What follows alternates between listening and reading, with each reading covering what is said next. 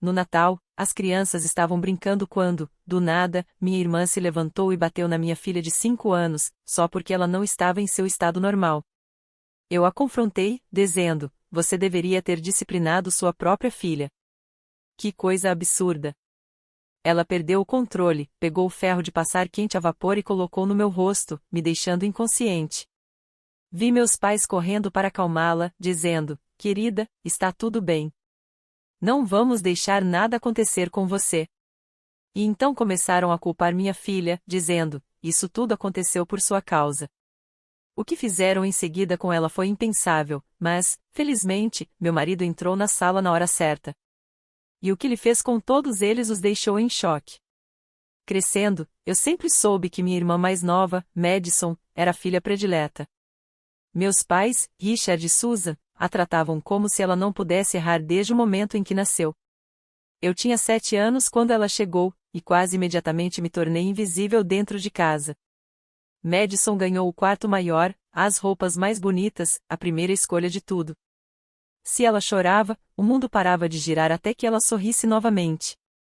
Minhas memórias de infância estão pintadas de desilusão. Cada peça escolar em que meus pais chegavam atrasados porque Madison tinha aula de dança, cada aniversário em que meu bolo era menor porque gastaram orçamento no figurino do próximo recital dela, cada Natal em que a pilha de presentes embaixo da árvore mostrava claramente quem era mais importante na família Fletcher. Conheci meu marido, Derek, aos 23 anos, trabalhando como enfermeira no Hospital Geral do Condado.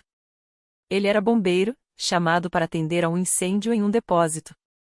E, apesar da fuligem no rosto e do cansaço nos olhos, me fez rir nos primeiros 5 minutos de conversa. Derek vinha de uma família grande e amorosa, onde os 5 filhos eram tratados de forma igual, e ele não conseguia entender a dinâmica da minha família. Eles realmente disseram que eu estava exagerando quando Madison arranhou meu carro. Ele me perguntou durante um de nossos primeiros encontros, com o garfo parado no ar. Minha mãe disse que eu deveria ter estacionado mais longe para que Madison não sentisse que eu estava me exibindo. Eu expliquei, lembrando dos arranhões profundos que custaram $800 para reparar. Madison tinha 19 anos na época e ficou furiosa porque eu tinha comprado um Honda Civic novo enquanto ela ainda dirigia o sedã velho dos nossos pais. Derek balançou a cabeça, incrédulo. Isso é insano, Raquel. Você sabe disso, né? Eu sabia, lá no fundo, que era verdade. Mas quando você cresce em determinado ambiente, aquilo se torna normal.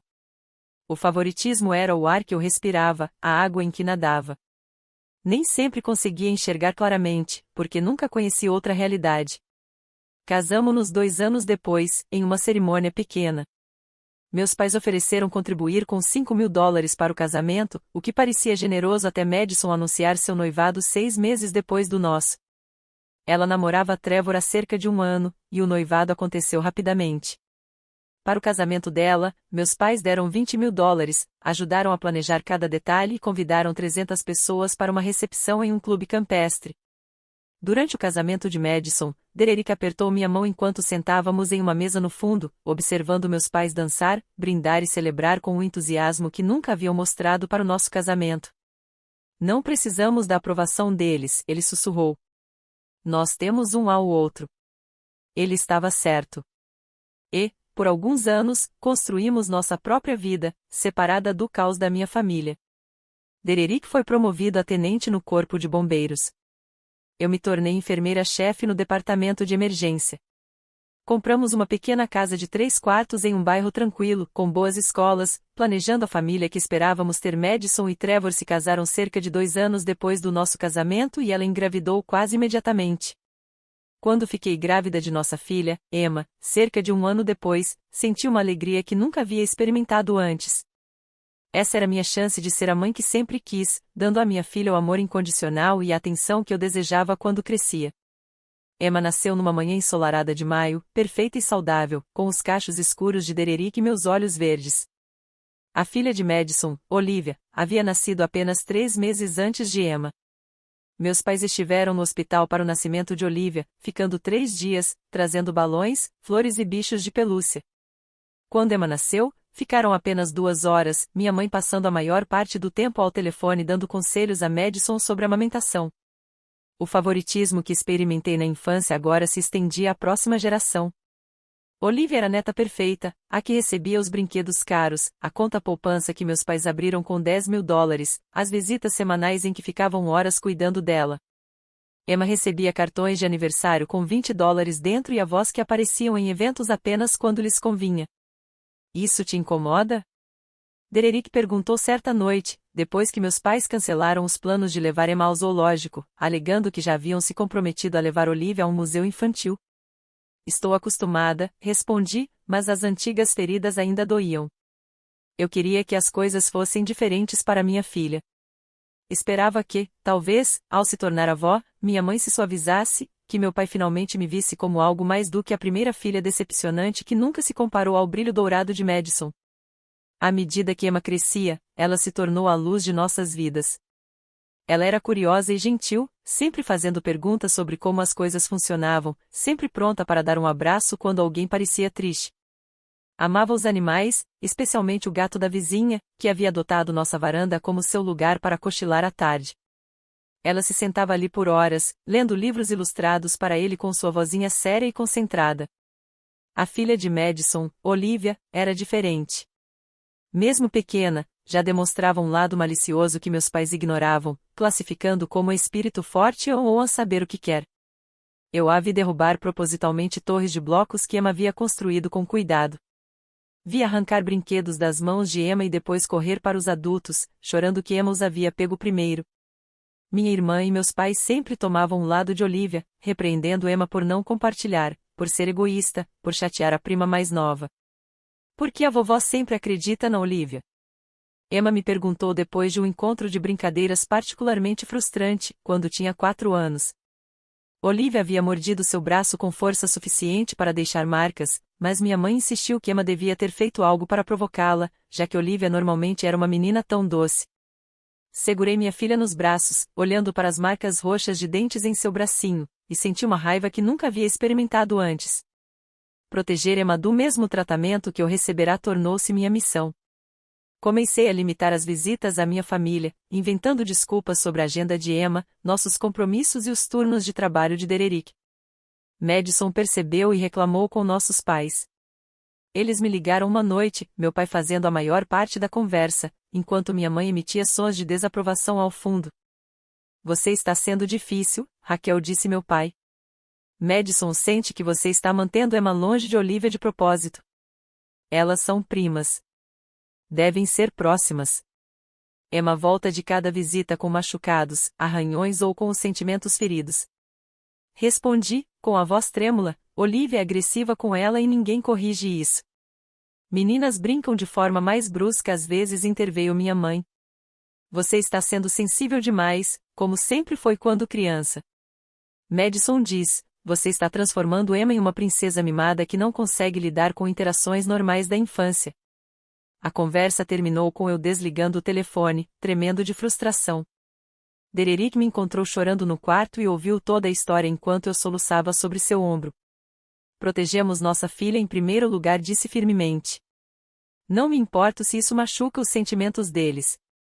A segurança e a felicidade de Emma vêm antes do desejo deles de fingir que tudo está perfeito. Assim, mantivemos distância, vendo minha família apenas nos feriados principais, quando não dava para evitar. Emma tinha outros amigos, primos do lado do Dererick que brincavam bem com ela. Uma vida rica, que não girava em torno de tentar ganhar migalhas de afeto de avós que já haviam decidido que ela nunca se compararia à perfeita Olivia. No ano em que Emma completou 5 anos, meus pais insistiram em receber o Natal em sua casa. Deixaram claro que isso não era opcional, que ambas as filhas deveriam comparecer com suas famílias, e que era hora de deixar de lado quaisquer bobagens que nos separavam e ser uma família de verdade nas festas. Dererick não queria ir. Nada de bom vai sair disso, me avisou na manhã da véspera de Natal, enquanto colocávamos os presentes no carro. Sua família não mudou, Raquel. Eles ainda vão favorecer Madison e Olivia. Eu sei admitir, mas eles ainda são meus pais. É Natal. Talvez as coisas possam ser diferentes por um dia. Mesmo enquanto dizia isso, sabia que era apenas um pensamento ilusório. Mas a menininha dentro de mim, que sempre ansiou pelo amor dos pais, esperava que talvez, só talvez, eles finalmente me vissem, realmente me vissem, e vissem Emma como a criança maravilhosa que ela era. Chegamos à casa dos meus pais por volta do meio-dia na véspera de Natal. O lugar estava decorado como em uma revista, com guirlandas, luzes e uma enorme árvore na sala de estar.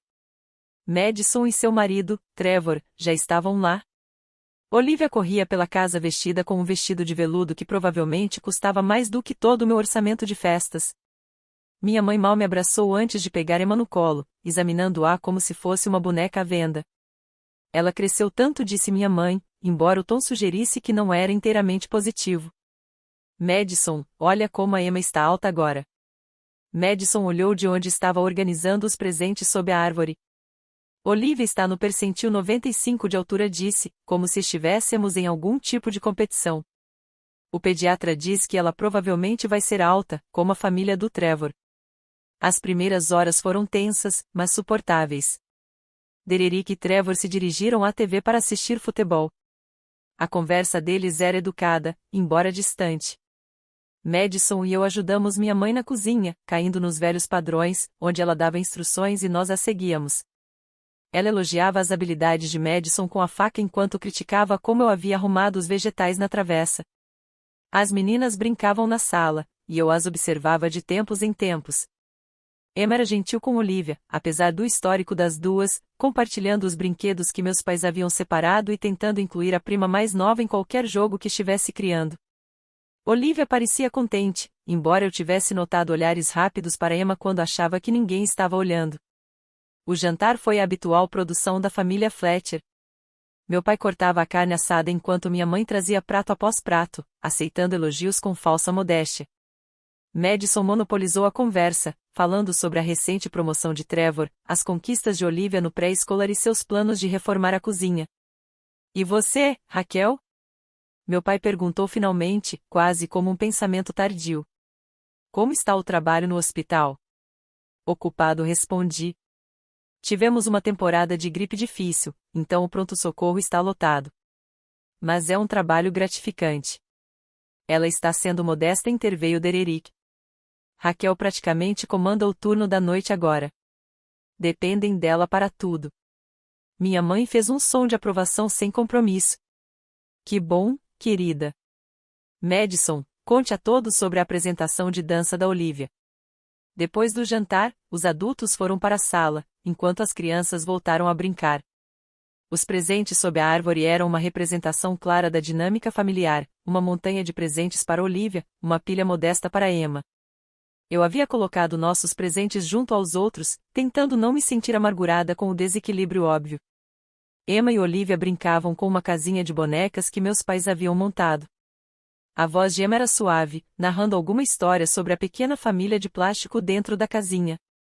Eu estava prestando atenção apenas pela metade nas reclamações de Madison sobre como era difícil encontrar alguém bom para limpar a casa deles, quando ouvi a voz de Olivia subir de repente. Não, isso está errado. Você está fazendo errado. Olhei e vi Emma confusa, uma boneca na mão. Eu estava só fazendo a mamãe cozinhar o jantar, explicou Emma pacientemente. A mamãe não cozinha. Quem cozinha é o papai? Gritou Olivia, o rosto vermelho de raiva. Na minha casa, mamãe e papai cozinham juntos, disse Emma, ainda tentando ser razoável. Às vezes a mamãe cozinha, às vezes o papai cozinha, às vezes eles cozinham juntos. Você é burra e está brincando errado.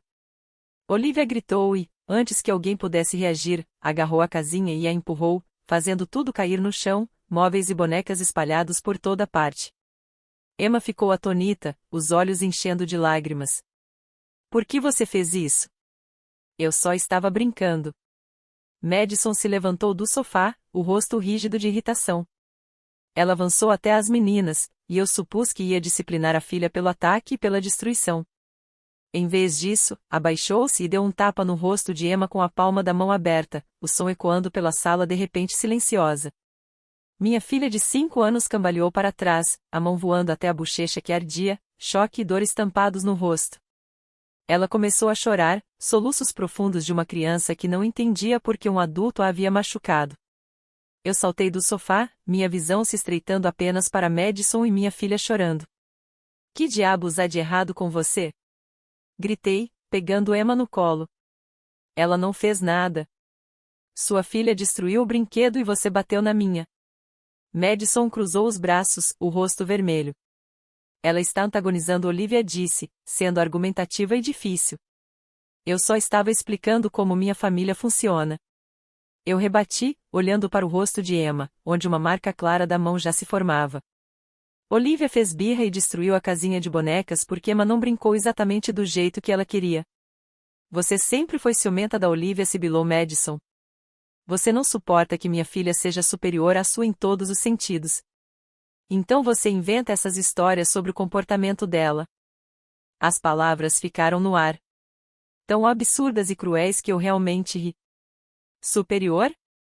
Madison, sua filha tem 5 anos e você nunca a disciplinou um único dia da vida dela. Ela é uma valentona porque você ensinou que pode fazer qualquer coisa sem consequências. Não ouse criticar minha forma de educar. Você deveria ter disciplinado sua própria filha. Que coisa absurda! Gritou Madison, a voz estridente. Minha mãe levantou-se da cadeira. Raquel, você precisa se acalmar. Madison só estava tentando manter a ordem. Talvez se você tivesse prestado atenção em vez de deixar Emma irritar Olivia. Você está brincando comigo agora? Interrompi, a voz incrédula. Emma se agarrava a mim, ainda chorando, e senti seu corpinho tremer. Mãe, Madison bateu na minha filha. Ela deu um tapa em uma criança de 5 anos sem motivo algum. Sempre há um motivo, disse meu pai da poltrona, sem nem se levantar. Meninas, as duas precisam se acalmar. É Natal. O rosto de Madison se transformou em algo feio, irreconhecível. A raiva torcia os traços de Madison, transformando em alguém que eu mal reconhecia. Ela avançou por mim em direção à tábua de passar que minha mãe havia deixado montada perto do sofá, pegando o ferro que ainda estava ligado, usado anteriormente para passar a toalha de mesa. Estou tão cansada de você! Gritou Madison. Você sempre achou que era melhor do que eu, me olhando de cima, julgando a minha forma de educar. Tudo aconteceu em segundos. Mal percebi o ferro em sua mão antes que ela o balançasse na minha direção. Tentei me virar para proteger Emma, mas o metal quente atingiu o lado do meu rosto com uma dor intensa e cegante, roubando meu fôlego. O cheiro de pele e cabelo queimando invadiu minhas narinas. Os gritos de Emma pareciam distantes. A dor era extraordinária, diferente de tudo que eu já sentirá, irradiando da minha bochecha e têmpora em ondas que fizeram minha visão ficar branca, depois escura. Senti-me caindo, senti Emma sendo arrancada dos meus braços, ouvi a voz de Dererick gritando meu nome de algum lugar distante. A última coisa que vi claramente antes da consciência desaparecer foram meus pais correndo em direção a Madison, os rostos cheios de preocupação. Querida, está tudo bem, disse minha mãe, com as mãos nos ombros de Madison. Não vamos deixar que nada aconteça com você. Está tudo bem, querida. Meu pai tirava o ferro das mãos trêmulas de Madison, a voz baixa e calma. Você estava se defendendo, disse ele. Raquel te provocou. Todos viram. Através da névoa da dor e da escuridão que se aproximava, ouvi novamente a voz da minha mãe, agora dura, direcionada a Emma. Tudo isso aconteceu por sua causa, disse ela, minha filha soluçando. Se você apenas tivesse se comportado, se tivesse brincado direitinho com a Olivia, nada disso teria acontecido. Tentei falar, pedir para deixarem minha filha em paz, mas minha boca não funcionava direito. Senti mãos sobre mim. Dererick, pensei. E então não houve mais nada além de escuridão e dor. Quando recobrei a consciência, encontrei-me deitada no sofá, o rosto em chamas de agonia. As vozes ao redor estavam abafadas, como se eu estivesse debaixo d'água. Aos poucos, a sala veio a foco, e o que vi me fez desejar voltar à inconsciência.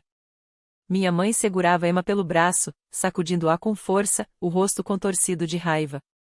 Você é uma garotinha egoísta e má. Dizia ela. Olha o que você fez com sua tia. Olha o que você fez acontecer com sua mãe. Meu pai estava ali, observando, acenando em concordância. Sua mãe te estraga demais, disse-lhe a Emma. Sem disciplina, sem respeito. Não é de se admirar que você cause problemas por onde passa. Emma estava histérica, lágrimas e ranho escorrendo pelo rosto, o corpo tentando se soltar do aperto da minha mãe. Olivia estava parada ao lado, sorrindo levemente, enquanto Madison andava de um lado para o outro perto da janela, e Trevor a observava com preocupação. Talvez, se você não fosse uma criança tão má, sua mãe não teria esses problemas, continuou minha mãe. E então ergueu a mão, claramente se preparando para atingir Emma do mesmo jeito que Madison havia feito. Dererick estava na cozinha. Eu percebi pelo som da água correndo. Ele ainda não tinha visto o que estava prestes a acontecer. Tentei me levantar para gritar, mas o movimento enviou novas ondas de agonia pelo meu rosto queimado, e eu ofeguei em vez de gritar. Foi nesse momento que Dererick entrou na sala novamente, carregando uma toalha molhada, presumivelmente para meu rosto. Ele congelou na porta, observando a cena, sua filha sendo segurada com força pela avó, que claramente estava prestes a atingi-la, enquanto sua esposa jazia ferida no sofá, e seus sogros culpavam a neta de 5 anos pelo ataque violento de um adulto. O que aconteceu a seguir foi como assistir alguém se transformar. Dererick era normalmente a pessoa calma, a presença estável que resolvia tudo de forma racional. Eu o vi manter a compostura durante incêndios, emergências médicas, durante cada crise que enfrentamos. Mas a expressão que atravessou seu rosto naquele momento era primitiva, um pai vendo sua filha em perigo. Tire as mãos da minha filha. Sua voz estava baixa. Mortal. E de algum modo, isso foi mais aterrorizante do que se ele tivesse gritado. Ele largou a toalha e atravessou a sala em 3 longos passos, puxando Emma para longe da minha mãe e a abraçando. Minha mãe cambaleou para trás, surpresa. Agora você espera só 1 minuto. Não, você espera. Dererick a interrompeu, a voz ainda estranhamente controlada. Emma enterrou o rosto em seu ombro, o corpinho pequeno sacudindo com os soluços. Eu entro nessa sala e te encontro, homem, segurando minha filha de 5 anos e se preparando para agredi-la. Depois de ver sua outra filha atacar minha esposa com um ferro quente, todos vocês culpando uma criança de 5 anos pelo comportamento de adultos. Não, Susan, você não tem direito de falar agora. Ele pegou o celular, e meu pai avançou. O que você pensa que está fazendo? Estou ligando para o 190, disse Dererick calmamente. Vou registrar um boletim de ocorrência. Raquel precisa de uma ambulância e Madison precisa ser presa. Você não pode fazer isso. Gritou Madison. Foi um acidente. Dererick olhou para ela com desprezo. Você pegou um ferro quente e o pressionou deliberadamente contra o rosto da minha esposa. Nada disso é acidente. Isso é agressão qualificada, possivelmente tentativa de homicídio, dependendo de como o Ministério Público decidir enquadrar. Trevor, faça alguma coisa. Madison se voltou para o marido, mas Trevor a encarava como se nunca a tivesse visto antes, pálido. Madison, você queimou sua irmã com um ferro, disse Trevor lentamente. De propósito. Eu vi você fazer isso. Dererick já estava falando com os serviços de emergência. Sim, preciso de polícia e ambulância na Wavod Drive, número 8h47. Minha esposa foi agredida pela irmã com um ferro quente. Ela tem queimaduras graves no rosto e estava inconsciente. Sim, a agressora ainda está aqui. Meus pais se entreolharam em pânico. Meu pai se moveu em direção a Dererick. Desligue esse telefone agora mesmo. Podemos resolver isso como uma família. Você vai arruinar a vida de Madison por um simples mal-entendido. Um simples mal-entendido? Repetiu Dererick, a voz agora elevada. Richard, sua filha desfigurou permanentemente minha esposa. Eu consigo sentir o cheiro de pele queimada daqui. Raquel pode perder um olho, pode ter danos nos nervos, pode ficar marcada para o resto da vida. E, em vez de ajudá-la, em vez de chamar socorro médico, vocês confortaram a agressora e culparam uma criança de 5 anos. Ele puxou Emma para mais perto. E então eu entro e encontro sua esposa prestes a bater na minha filha pelo crime de simplesmente existir. Não, não vamos resolver isso como família. A polícia está a caminho. Madison será presa e Raquel, Emma e eu nunca mais voltaremos a esta casa. Minha mãe começou a chorar, aquelas lágrimas performáticas que ela sempre usava para manipular situações. Você está destruindo esta família, soluçou. Depois de tudo que fizemos por você, tudo que você fez por nós. Dererick riu, mas não havia humor naquele riso. Vocês trataram Raquel como lixo a vida inteira. Estenderam esse tratamento para Emma. Vocês permitiram que Madison se comportasse de forma tão irresponsável que ela se sente confortável cometendo agressão grave na frente de testemunhas. Se esta família está sendo destruída, isso é culpa de vocês, não minha. Madison afundou na cadeira, parecendo finalmente perceber a gravidade da situação. Eu posso ir para a cadeia, sussurrou. Pode, com toda certeza, confirmou Dererick. E deve ir, porque o que você fez é um crime sério. Consegui sentar-me um pouco, a sala girando, a dor no meu rosto insuportável. Dererick percebeu imediatamente, colocando Emma no chão com cuidado e correndo ao meu lado. Não se mexa, Ra. A ambulância está a caminho. Fique quieta. Ele olhou para meu rosto e vi sua palidez. Oh, Deus, respirou. Eu tentei tocar a queimadura, mas ele segurou minha mão. Não toque. São queimaduras de 2º grau pelo menos, talvez de 3º. Precisamos manter limpo. Através da névoa da dor, ouvi sirenes se aproximando. Meu pai se moveu em direção à porta, como se planejasse interceptar a polícia e a ambulância, mas Dererick gritou com firmeza. Richard, se você interferir nos socorristas, isso será outro crime. Sugiro que se sente e espere os oficiais chegarem. A próxima hora foi um borrão de paramédicos e policiais, depoimentos sendo registrados. Os socorristas foram gentis, mas ainda assim gritei quando examinaram a queimadura. Ouvi um deles pelo rádio, informando ao hospital sobre queimaduras faciais significativas e possível envolvimento do olho. 2 policiais separaram todos para colher depoimentos. Dei o meu entre lágrimas de dor, a voz trêmula ao descrever o que aconteceu. Emma se agarrou a Dererick, recusando-se a sair de seus braços, e ele a segurou enquanto prestava seu próprio depoimento. Trevor confirmou a versão de Dererick, o rosto sombrio. Madison pegou o ferro e deliberadamente balançou contra o rosto de Raquel. Ele contou aos policiais. Não foi um acidente. Ela estava com raiva e atacou a irmã. Madison tentou alegar legítima defesa, dizendo que eu a teria ameaçado e que ela temia por sua segurança. Mas, com múltiplas testemunhas contradizendo sua história, os policiais aprenderam. Ao saírem da casa algemada, ela gritava para mim que eu havia arruinado sua vida, que eu era ciumenta e vingativa, que tudo aquilo era culpa minha. Meus pais ficaram horrorizados, minha mãe histérica, implorando aos oficiais para que liberassem Madison. Ela é mãe.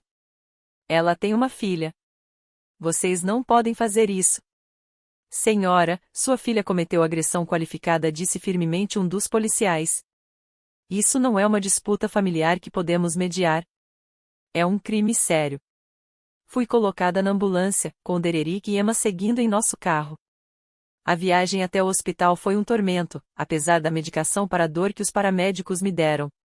Eu estava apavorada com o que a queimadura significaria para meu rosto, para minha carreira, para minha vida. No hospital, ironicamente o mesmo onde eu trabalhava, meus colegas assumiram meu atendimento. O médico da emergência me internou imediatamente, chamando um cirurgião plástico e um especialista em queimaduras. O consenso foi que eu tinha queimaduras de 2º e 3º grau em cerca de 15% do rosto, principalmente na bochecha esquerda e têmpora, com envolvimento próximo ao olho. Você teve sorte, disse o cirurgião plástico, Dr. Martinez, após examinar a ferida. Mais 1 centímetro à direita, e você poderia ter perdido o olho. Como está, você precisará de cirurgia e enxertos de pele, mas podemos minimizar as cicatrizes. Passei 3 dias no hospital. A dor era imensa, controlada por 4 medicamentos que me deixavam confusa e desconectada. Dererick mal saiu do meu lado, dormindo na cadeira ao lado da minha cama, enquanto seus pais levaram Emma para dar-lhe um pouco de estabilidade. Madison foi formalmente acusada de agressão qualificada com arma perigosa. O ferro foi considerado uma arma letal devido à forma como foi usado. Ela foi liberada mediante fiança de $50.000, paga pelos meus pais, com a condição de que não tivesse contato comigo, com Dererick ou com Emma. A história se espalhou rapidamente pelos nossos círculos sociais. A equipe do hospital ficou chocada. Conheciam-me há anos como competente, calma e profissional, e não conseguiam conciliar isso com um drama familiar que me transformou em paciente. Os colegas bombeiros de Dererick se reuniram ao nosso redor, oferecendo apoio e garantindo que ele podia contar com eles. A parte mais difícil foi explicar tudo para Emma. A mãe de Dererick, Patrícia, fez o possível, mas Emma ficou traumatizada por ver a mãe sendo atacada e depois ser culpada, quase sofrendo agressão da própria avó. A colocamos imediatamente em terapia, com uma psicóloga infantil especializada em trauma familiar. Meus pais tentaram nos contatar repetidamente, deixando mensagens de voz e enviando textos. Oscilavam entre implorar para retirarmos as acusações contra Madison e nos culpar por causar o drama familiar. Minha mãe enviou-me um texto particularmente cruel, alegando que eu sempre fui ciumenta de Madison e finalmente tinha encontrado uma maneira de destruir a vida da irmã. Dererick bloqueou os números deles no meu telefone enquanto eu me recuperava. Você não precisa da toxicidade deles enquanto se cura, disse-lhe com firmeza. Foque em melhorar. Eu lido com eles. A primeira cirurgia aconteceu 2 semanas após o ataque. Dr. Martinez cuidadosamente removeu o tecido queimado e realizou enxertos de pele usando pele da minha coxa para reconstruir meu rosto. O procedimento durou 4 horas e a recuperação foi brutal.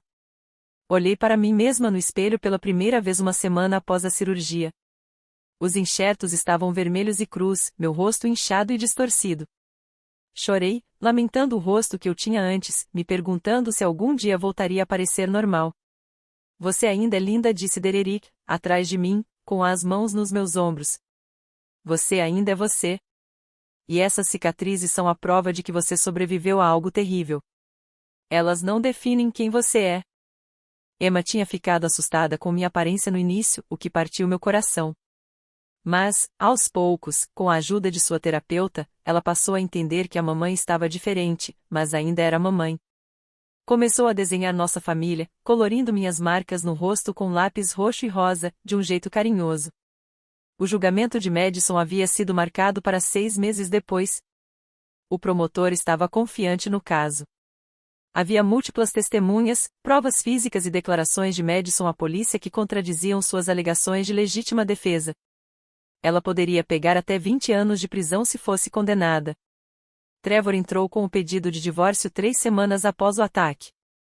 Durante uma breve ligação com Dererick, disse que estava disposto a relevar muito do comportamento de Madison, mas ver ela me atacar e perceber como meus pais haviam reagido abriu seus olhos para o quão disfuncional a situação realmente era. Ele buscava a guarda total de Olivia, citando as tendências violentas de Madison e o comportamento permissivo dos meus pais. Meus pais haviam contratado um advogado caro para Madison, aparentemente drenando suas contas de aposentadoria para financiar sua defesa. Também continuavam cuidando de Olivia enquanto Madison lidava com o processo legal, provavelmente mimando a criança ainda mais do que antes. Voltei ao trabalho após 3 meses, começando com funções administrativas, já que meu rosto ainda estava cicatrizando e eu precisava evitar riscos de infecção. Meus colegas foram solidários, mas eu sentia seus olhares sobre minhas cicatrizes, percebia as reações de surpresa dos pacientes que já me conheciam antes do ataque. A recuperação emocional foi mais difícil que a física. Comecei a fazer terapia para lidar com os sentimentos complexos sobre minha família. Dr. Reeves me ajudou a entender que a disfunção não começou com o ferro. Aquilo foi apenas o sintoma mais visível de uma vida inteira de dinâmica familiar tóxica. Seus pais ensinaram Madison que ela podia fazer qualquer coisa sem consequências, explicou Dr. Reeves em uma sessão. E ensinaram você que seu valor era menor que o dela, que deveria aceitar maus tratos. Esses padrões foram estabelecidos décadas antes daquele Natal. O que aconteceu foi terrível, mas também de certa forma inevitável, dado o sistema familiar. 4 meses após o ataque, recebi uma carta da minha mãe. Dererick quis jogá-la fora sem abrir, mas eu precisava lê-la. A carta era uma obra-prima de manipulação, desculpas parciais misturadas com culpas, pedidos de reconciliação combinados com críticas à forma como lidei com tudo, elogios à importância da família e acusações de que minhas ações estavam ferindo todos. Não havia reconhecimento do que Madison realmente havia feito comigo. Nenhum pedido de desculpas genuíno pelo favoritismo e negligência ao longo dos anos. Nenhuma compreensão do motivo pelo qual cortamos contato. Apenas uma lista de dificuldades para eles, sofrimento de Madison, saudade de Olivia da prima, o envelhecimento dos pais e a alegação de que eu estava sendo cruel. Mostrei a carta ao Dr. Reeves, que a leu atentamente. Isso é típico de famílias com essas dinâmicas, disse ele. Ela disse. Eles querem que você volte ao seu papel no sistema. Querem que tudo volte ao normal, o que significa você aceitar os maus tratos e todos fingirem que o ataque nunca aconteceu. Parte de mim ainda quer o amor deles. Eu admiti, com lágrimas escorrendo pelo meu rosto marcado, mesmo depois de tudo, mesmo sabendo que eles nunca vão mudar, há uma menininha dentro de mim que só quer que mamãe e papai a escolham, ao menos uma vez. Isso é completamente normal, me assegurou o Dr. Rives. Todos queremos o amor dos nossos pais, mas você precisa aceitar que eles não podem ou não vão lhe dar o amor que você merece. E permanecer conectada a eles significa expor você e sua filha a mais danos. O julgamento de Madison finalmente começou em julho. Dererick e eu estávamos presentes, sentados no tribunal enquanto o promotor apresentava o caso. As provas eram esmagadoras. Fotos da cena do crime mostrando minhas queimaduras deixaram membros do júri visivelmente chocados. O depoimento de Trevor foi devastador, descrevendo a fúria de Madison e a natureza deliberada do ataque. Meu próprio depoimento foi emocional, mas claro, e o relato de Dererick foi preciso e factual. A defesa de Madison tentou me pintar como agressora, alegando que eu a teria atacado primeiro, e que ela pegou o ferro em legítima defesa. Mas, com múltiplas testemunhas contradizendo essa versão, a argumentação não teve sucesso. Meus pais testemunharam como testemunhas de caráter para Madison, descrevendo-a como uma mãe amorosa e filha dedicada que cometeu um terrível erro em um momento de estresse. O júri deliberou por 6 horas antes de retornar com um veredito de culpa por agressão qualificada. Madison desabou, soluçando, enquanto meus pais permaneciam atônitos. O juiz marcou a sentença para um mês depois. Durante a audiência, tive a oportunidade de fazer uma declaração de impacto da vítima. Fiquei diante do tribunal e falei sobre a dor física, as cirurgias, as cicatrizes permanentes.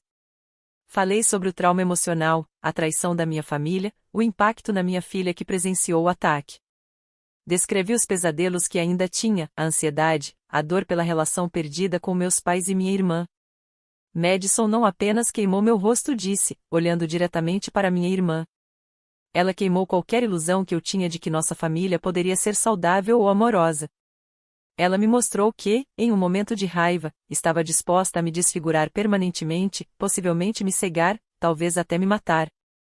E nossos pais me mostraram que, mesmo diante de provas de sua violência, ainda escolheriam protegê-la em vez de reconhecer que eu também sou filha deles. O juiz condenou Madison a 8 anos de prisão, com possibilidade de liberdade condicional após 5. Foi menos que o máximo, mas suficiente para devastar meus pais. Madison foi levada, gritando que tudo era culpa minha, que eu havia destruído sua vida, que havia roubado a mãe de sua filha. Trevor teve a guarda total de Olivia, e os direitos parentais de Madison foram suspensos durante sua prisão.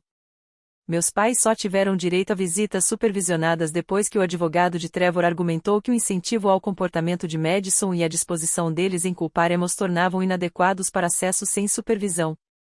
O julgamento e a sentença trouxeram algum fechamento, mas os danos eram mais profundos do que qualquer veredito poderia consertar. Eu havia perdido toda a minha família de origem. Madison estava na prisão. Meus pais enviaram uma última carta, chamando-me de vingativa e cruel, dizendo que estavam desapontados porque eu claramente escolhi destruir a vida de Madison em vez de ser uma irmã perdoável.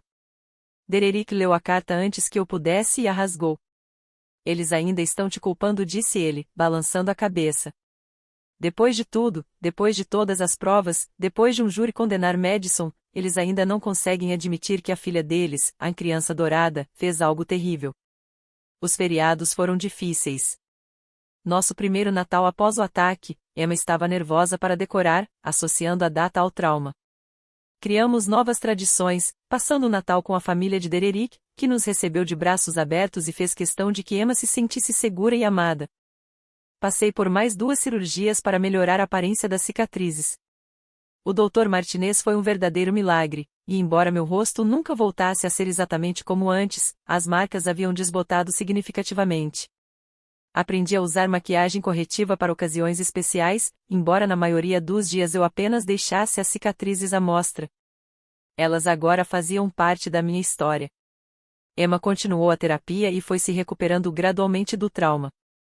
Às vezes, ela falava sobre sentir falta dos avós, especialmente quando seus amigos contavam histórias de tempo com os deles. Os pais de Dererick assumiram esse papel de forma maravilhosa, tornando-se os avós amorosos que Emma merecia. Vovó Patrícia diz que você é corajosa e valente, Emma me contou uma noite, enquanto eu a colocava na cama. Ela tinha 6 anos, tendo feito aniversário sem que meus pais reconhecessem. Você é corajosa, concordei, beijando sua testa. E sabe de uma coisa? Você merecia avós que vissem o quão especial você é desde sempre. Vovó Patrícia e vovô Joe sabem como são sortudos por ter você. 2 anos após o ataque, fui promovida a gerente de enfermagem do pronto-socorro. Minha experiência como paciente me tornou ainda melhor no trabalho, mais empática com o que pacientes e famílias enfrentam. As cicatrizes no meu rosto estavam menos visíveis, embora nunca desaparecessem completamente. Dererick foi promovido a chefe de batalhão do Corpo de Bombeiros. Emma prosperou na escola, seu trauma diminuindo à medida que ganhava distância dele. Construímos uma vida plena e feliz, cercados de pessoas que realmente nos amavam. Às vezes pensava nos meus pais, imaginando como estariam, se algum dia se arrependeram de suas escolhas. Ouvi de conhecidos que eles haviam envelhecido significativamente, que o estresse da prisão de Madison e o nosso afastamento os afetaram. Eles aparentemente diziam às pessoas que eu me recusara a perdoar Madison por um acidente, que eu era cruel e vingativa. Que contém essa história se isso os faz sentir melhor. Eu sabia a verdade. Dererick sabia. Emma saberia quando fosse velho o suficiente para entender plenamente. E, mais importante, finalmente aprendi que não precisava da aprovação ou do amor deles para ter valor. As cicatrizes do meu rosto desbotariam mais com o tempo. Mas as cicatrizes de uma vida inteira sendo sempre a segunda melhor, de ser a filha desapontadora, de ver minha própria filha ser tratada como inferior, essas levariam mais tempo para cicatrizar. Mas eu estava fazendo o trabalho, escolhendo um caminho diferente para minha própria família. Emma nunca se perguntaria se era amada. Nunca duvidaria que era importante. Nunca cresceria se sentindo invisível enquanto outro alguém era celebrado. Dererick e eu fizemos questão disso. E Madison? Ela teve anos na prisão para refletir sobre suas ações. Meus pais tinham a ausência da filha perfeita como um lembrete diário de suas falhas. Trevor cuidava de Olivia e se dedicava a desfazer os danos dos primeiros anos dela, quando fora mimada e nunca corrigida. Quanto a mim, eu havia sobrevivido. Eu protegi minha filha. Recusei-me a permitir que a dinâmica tóxica da minha família se repetisse em outra geração.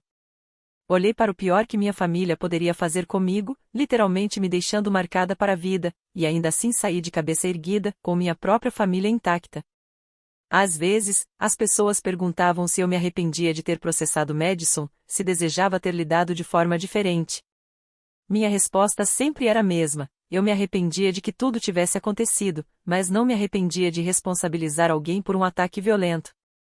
Não me arrependia de proteger minha filha de pessoas que haviam provado que a machucariam apenas para evitar admitir que Madison estava errada. A menina que eu fui, desesperada pelo amor dos pais, teria pedido desculpas por ter sangrado sobre o ferro de Madison. Teria minimizado o que aconteceu, dado desculpas, se esforçado ainda mais para conquistar um afeto que nunca seria oferecido livremente. Mas a mulher que me tornei, marcada, mais forte, cercada de pessoas que realmente me amavam, ela sabia melhor. Sabia que alguns laços familiares precisavam ser cortados para sobreviver. Sabia que estar só era melhor do que ser maltratada. E, na véspera de Natal, 3 anos após o ataque, eu estava na cozinha quente da casa dos pais de Dererick, observando Emma ajudar a vovó Patrícia a fazer biscoitos, ouvindo seu riso sem medo ou ansiedade. E, finalmente, senti paz. Havíamos perdido uma família, sim, mas ganhamos algo ainda mais valioso: liberdade da toxicidade, segurança em nosso próprio lar e a certeza de que escolhemos uns aos outros e sempre nos colocaríamos em primeiro lugar. As cicatrizes sempre estariam ali, lembrança permanente do que acontece quando a disfunção fica sem controle. Mas também se tornaram um símbolo de sobrevivência, do dia em que finalmente escolhi minha própria família em vez daquela que nunca me escolheu.